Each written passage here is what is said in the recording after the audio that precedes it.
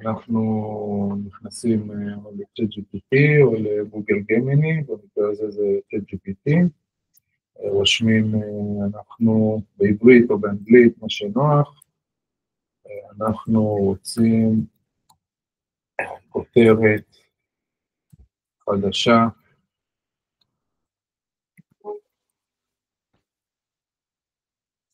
חדשה, לסרטון בנושא, מה הנושא של הסרטון? מה שהורדנו? מה שיצא האחרון, לאורך. אנחנו רוצים, בינתיים אני אנסה להוסיף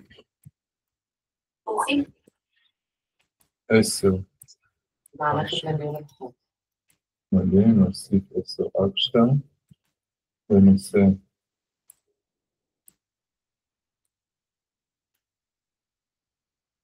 בנושא מערכת לניהול לקוחות, מערכת לניהול לקוחות. אנחנו רוצים כותרת חדשה לסרטון בנושא מערכת לניהול לקוחות,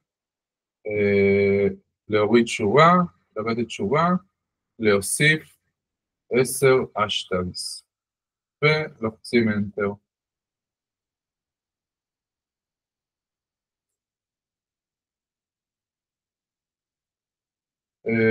מערכת למדריך המלא לשיפור קשרי לקוחות.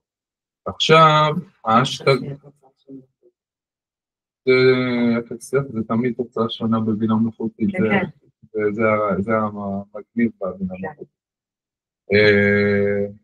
טוב, אז יש לנו פה כותרת אשטגים. האשטגים הם טובים, אבל הם לא מסודרים בצורה טובה. אז רושמים לסדר אשטגס לרוחב.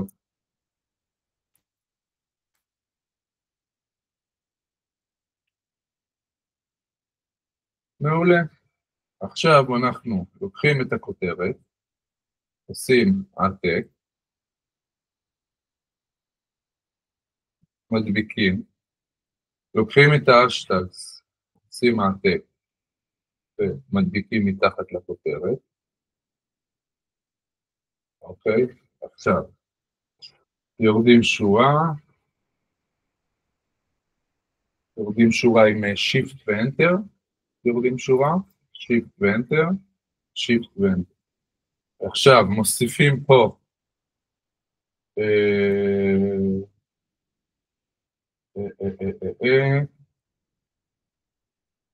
כתובת דומיין, שרוצים, במקרה הזה, לקשר, digital.co.il, באחד,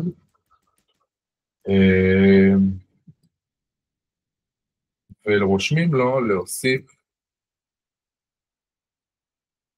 הסבר קצר על הכותרת.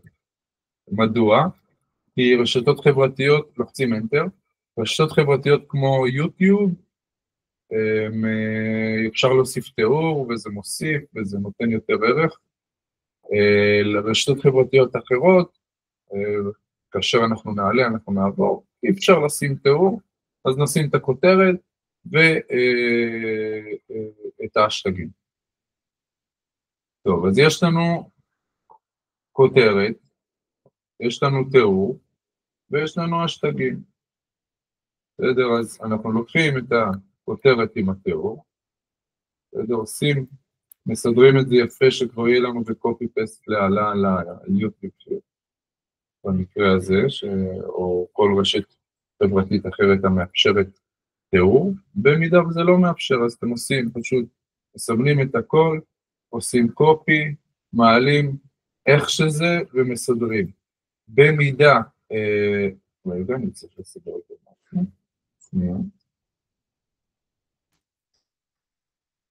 במידה וזה לא מאפשר לשים תיאור, כל בסדר, פשוט תמחקו את התיאור. אוקיי, זה.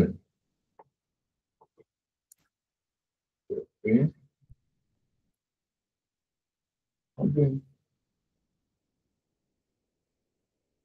יש לנו טקסט מוכן, ואת זה פשוט מעלים בהתאם לתכנון, לדף תכנון, לפי כל רשת חברתית.